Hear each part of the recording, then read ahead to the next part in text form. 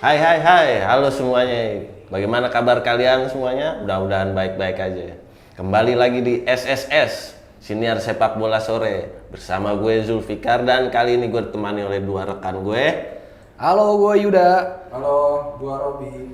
Ya, kali ini kita akan membahas soal peluang timnas Indonesia U23 di SEA Games 2021 Hanoi.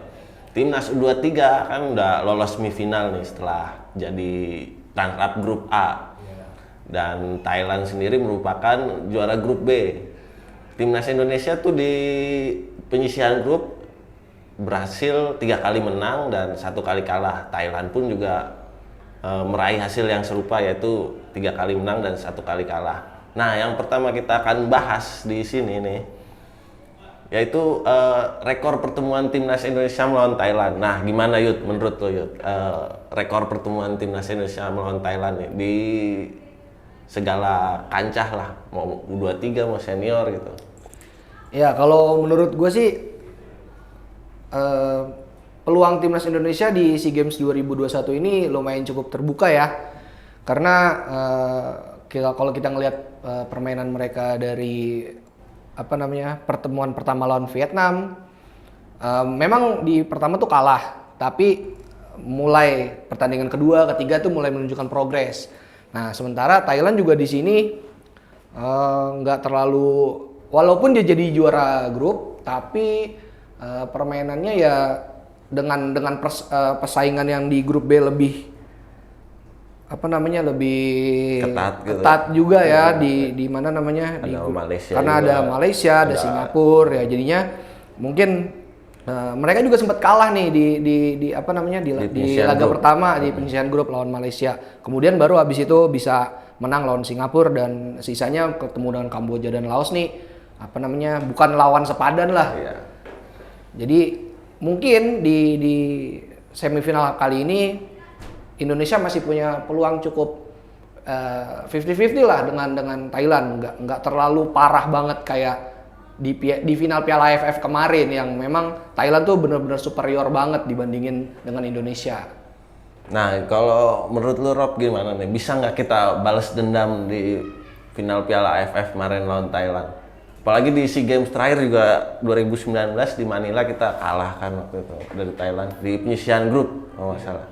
Oke, kalau menurut gue sih, kalau kita bicara dari head to head juga kita kan sama Thailand juga jauh banget ya. Iya.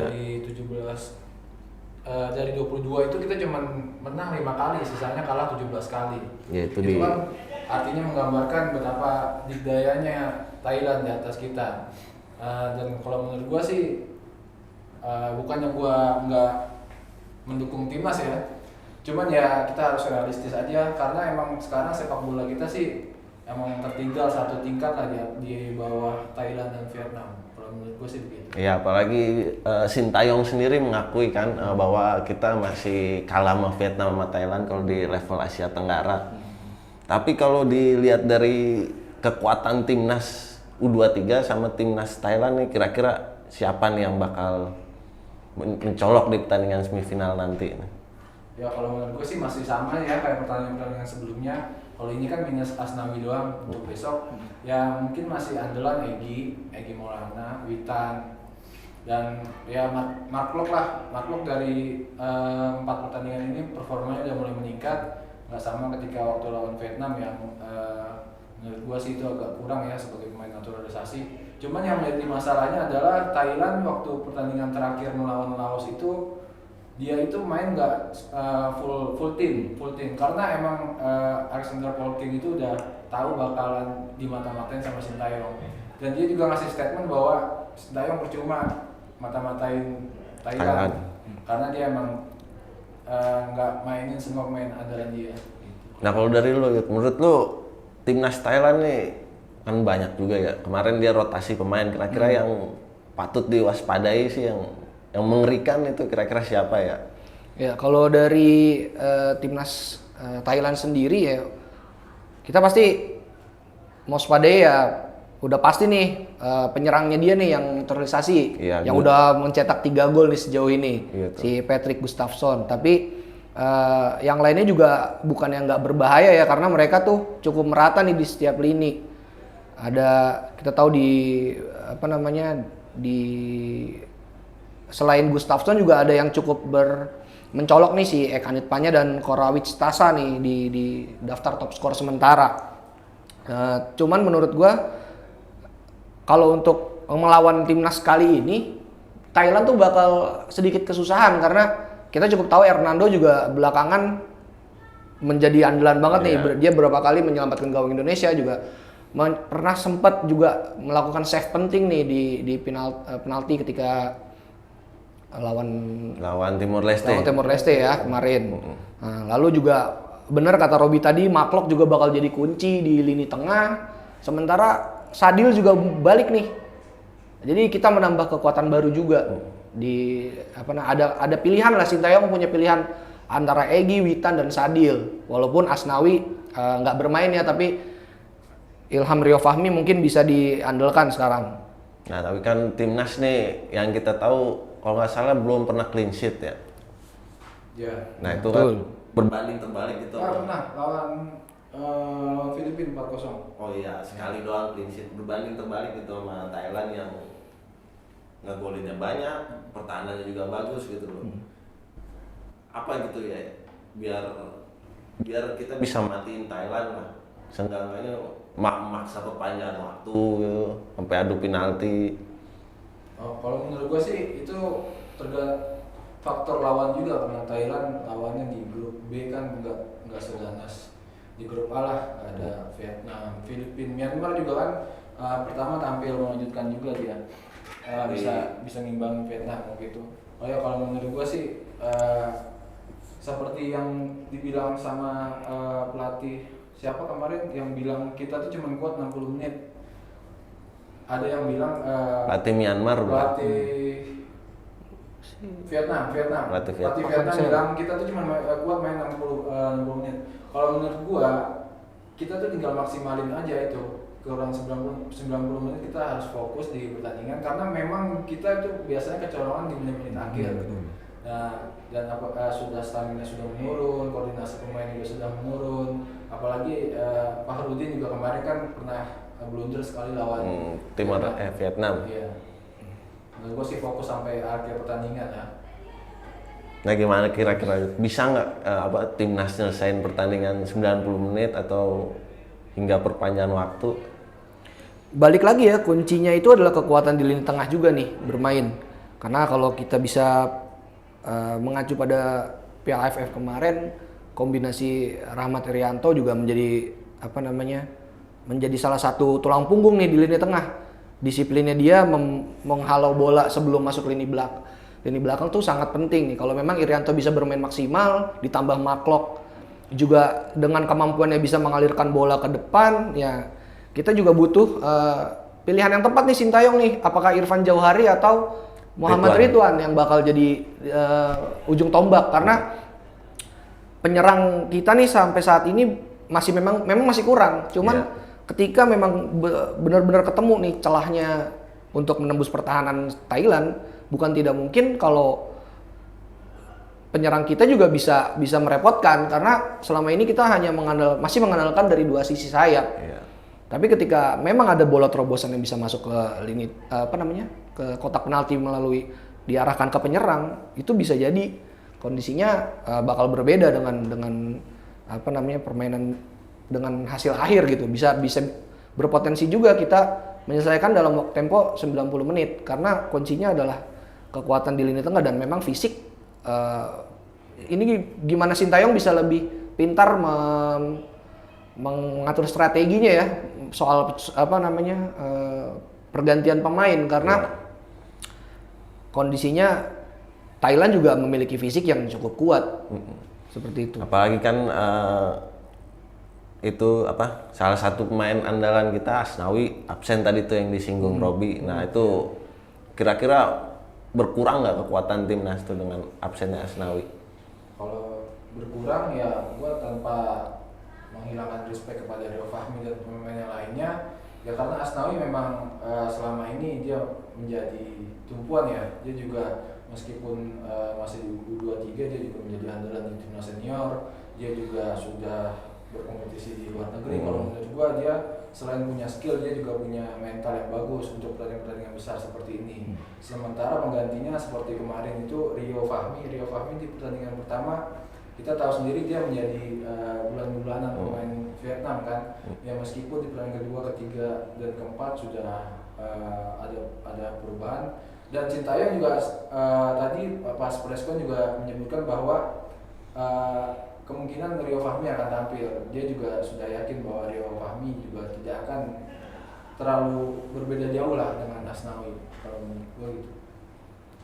Nah, selain ngebahas Rio Fahmi kan ada 2 debutan ya kalau nggak salah, di 2 debutan lagi ya di SEA Games ini, Muhammad Ridwan sama Mark Klok ya. Kalau Mark Klok kita udah tahu kan sering jadi andalan. Nah, yang kita bahas nih Muhammad Ridwan nih, gimana nih Yud performa dia? Apakah dia udah benar-benar jadi goal getter? Apalagi kan netizen pada julukin apa? Ridwandowski. Kalau menurut gua Ridwan main kemarin pas diturunin pertama lawan Myanmar ya cukup baik menurut gua, karena dia bisa tahu positioning dengan cepat, dia bisa nyambut umpan dari Egy, bikin gol pertama di situ. Walaupun memang menit tampilnya masih kalah ya di bawah Irfan Jauhari, tapi menurut gua si Ridwan ini pantas lah dikasih kepercayaan sama Sintayong buat memimpin lini depan, karena kita butuh penyerang yang benar-benar memiliki insting tajam buat di depan gawang ya, karena Thailand dengan kipernya yang kita senior. tahu si Kawin itu ya, cukup kuat di bawah Mister Gawang ya. Cukup senior lah dia. Senior juga dia, berpengalaman di AFF 2 kali ngalahin Indonesia ya di AFF. Ya itu menurut gue sih Ridwan patut dikasih kesempatan. Tapi kalau dibandingin sama Irfan Jauhari, mungkin Irfan Jauhari lebih menang jam terbang ya bersama timnas. Mungkin bisa seperti lawan Myanmar, kita coba dulu Ridwan di babak pertama. Kalau memang nggak berfungsi dengan baik, mau nggak mau kita harus turunin Irfan Jauhari, karena kan posisinya juga balik lagi kita dalam jangka waktu istirahat yang cukup pendek. Mungkin fisik juga pasti kan, dengan duel yang ketat ini pasti kan duel fisik nih. Apalagi dengan back Thailand juga cukup kuat ya. Mungkin bisa dikombinasikan, atau mungkin bisa jadi Sintayong bakal menggunakan sistem false nine, karena kondisinya kita memiliki dengan adanya Sadil, mungkin Sadil bisa di kanan, Witan di kiri, lalu Egy menjadi tumpuan di lini depan. Nah, kalau tadi bahas lini depan, kita bahas per lini lagi. Kalau lini tengah nih, kan sering Sintayong kadang-kadang sudah sering banget, bukan sering sih, selalu masang Mark Klok sama Ricky Kambuaya. Nah, sisanya paling gantian tuh Abimanyu atau Irianto. Nah, kira-kira pilihan di lawan Thailand nih siapa gitu? Apakah Abimanyu atau Irianto? Oke. Siapa nih? Gua apa Yuda? Robi aja. Gua tadi menurut gua memang tiga itu yang dua itu selalu main Kambuaya sama dan Mark Klok. Ya karena memang mereka juga dari kategori senior. Iya. Dan itu Syahrian sama Irianto itu bergantian.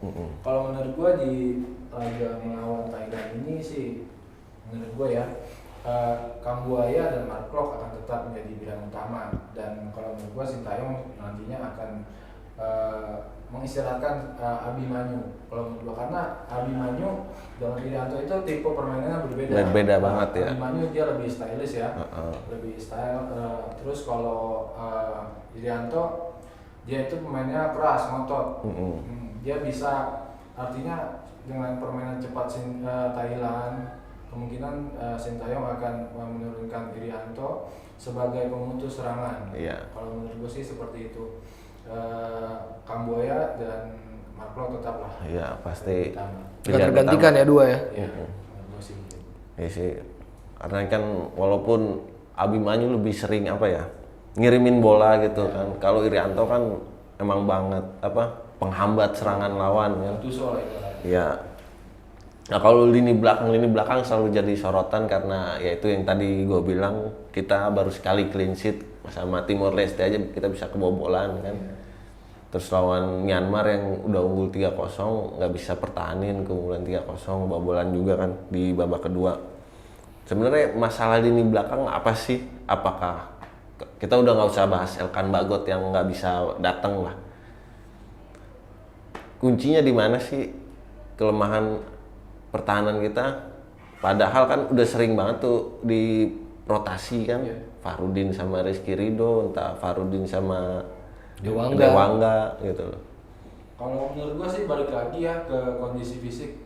Kondisi fisik tentunya itu yang mempengaruhi semuanya sih. Kalau kondisi fisik kita udah ngedrop, artinya semuanya pun juga bakal hilang, koordinasi, teknik kita juga akhirnya ya kita kecolongan. Kalau menurut gue sih gol-gol Indonesia selama ini juga karena kecolongan, bukan karena permainan terbuka dari tim lawan. Kalau menurut gue seperti itu. Nah, ada nih yang pengen gue bahas nih, rada cukup unik ya. Bilang pelatih Thailand tuh merasa diuntungkan karena mereka nggak pindah kota, sementara kita kan pindah kota dari Putau ke Namdim ya, kalau nggak salah. Nah, dan itu menempuh perjalanan jauh. Nah, apakah itu bisa jadi titik lemah kita gitu dengan perjalanan jauh itu?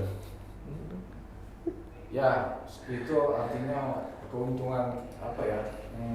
Non teknis lah, keuntungan non teknis didapatkan oleh Thailand. Cuman gue yakin sih Sintayong kan bukan pelatih kaleng-kaleng lah ya. Dia juga pasti punya strategi juga untuk memotivasi para pemainnya dan tidak menjadikan hal itu sebagai masalah yang besar sih. Karena kan memang juga kita juga udah istirahat cukuplah 2 hari 3 hari ini. Kalau menurut gue itu bukan menjadi faktor penentu sih kemenangan pertandingan besok ini. Ya, nggak terlalu berpengaruh lah faktor non teknik. Mungkin yang terakhir lah ya, kesimpulan dari diskusi kita ini ya, kira-kira bakal terjadi banyak gol apa enggak dari lu Yud pertama itu? Ya, kalau misalkan kita bicara jumlah gol, kita tahu bersama lah ketika Thailand melawan Indonesia nih pasti bakal terjadi laga-laga ketat. Cuman memang dengan komposisi yang sekarang, beberapa pertandingan terakhir di SEA Games pun Indonesia memang kalah. Indonesia sempat juga menang, lalu sempat kalah juga gede. Di 2019 sempat kalah 4-0, lalu sempat seri 1-1. Tapi belakangan dengan permainan yang cukup membaik, kondisinya adalah dimana gue ngelihat apabila kondisi kita bisa menjaga konsentrasi sepanjang pertandingan, kemungkinan laga bakal berjalan dengan ketat juga, ketat banget malah, karena dua-duanya pasti bakal main ngotot dan saling serang, walau saling serang tapi akan gol ini mungkin akan hasil imbang akan nggak terlalu banyak gol walaupun karena laganya pasti berjalan dengan ketat seperti itu. Kalau lo Rob, apakah nggak ada gol sama 90 menit atau banjir gol? Gue sependapat sih sama Ida, karena kan ini pertandingan babak semifinal ya, artinya tim yang main tuh tim yang terbaik lah dari fase penyisihan. Kalau menurut gue sih pertandingan nggak akan terjadi banyak gol, mungkin bisa ya saling berbalas gol lah, meskipun pada akhirnya nanti kemenangan akan tipis sih, mungkin beda 1 gol, beda 2 gol, 2-1 atau 1-0 gitu. Kalau menurut gue sih begitu. Ya tentunya harapan kita sih pastinya kita yang menang ya, walaupun ya Thailand juga kita tahu mengerikan dengan pengalaman dia, dengan komposisi pemain yang bagus ya kan. Ya kita bisalah meraih buka puasa emas yang dinanti-nanti. Walaupun ya diakui oleh pelatih atau pemain rasanya emang berat, cuman mereka pada optimis saja. Sama ini target juga sih dari PSSI kepada Sintayong. Target dari bukan hanya ketua PSSI, kayaknya semua masyarakat Indonesia harapannya juga, semuanya pasti pengen emas. Apalagi ya karena ini juga pertanggungjawaban kepada Menpora juga kan. Ya, Pokoknya intinya pasti dari, kalau menurut gue lini tengah nih bakal sangat menentukan. Pertarungan di lini tengah bakal sangat ketat karena apa namanya, tim yang kita lawan juga bukan ya Thailand gitu, bukan lagi di fase grup yang bertemu dengan Myanmar, Filipina yang levelnya di bawah kita. Iya. Pasti bakal berjalan ketat, dan gol ya seperti yang dikatakan Robi mungkin akan berselisih hanya 1 gol, nggak akan terlalu banyak karena ini levelnya masih di U23 yang kapasitas pemainnya juga belum selevel tim seniornya Thailand yang punya Canati, punya Teraton dan apa namanya bintang-bintangnya yang dimain di luar negeri gitu. Ini masih ibaratnya masih pemain-pemain lokal yang masih berkembang lagi, jadi kita masih bisa cukup berimbang lah, mengimbangi ya. Betul. Ya, mungkin segitu aja diskusi kita hari ini. Ya tentu harapan kita pertandingan besok sore kita bisa menang walaupun berapapun skornya. Amin. Nah, dan ya meraih emas lah, lolos ke final, mau ketemu Malaysia atau Vietnam. Jadi tentu berharap ketemu Malaysia sih kita karena kan musuh bebuyutan, tapi rasa-rasanya mustahil ya ketemunya Vietnam juga. Ya, pada semuanya yang pendengar, terima kasih sudah mengikuti diskusi ini. Semoga terhibur dan tercerahkan lah ya buat besok untuk menonton pertandingan Thailand melawan Indonesia yang kalau nggak salah disiarkannya sore. ya. Ada maju jamnya ya, jadi jam 4 ya. Itu bakal jadi ini juga tuh cuaca tuh. Mungkin bisa jadi keuntungan lah karena main sore kan udah terbiasa dengan panas-panasan main kita. Ya, terima kasih semuanya sobat-sobat SSS. Kita akan bertemu lagi di program SSS selanjutnya. Salam olahraga, ciao.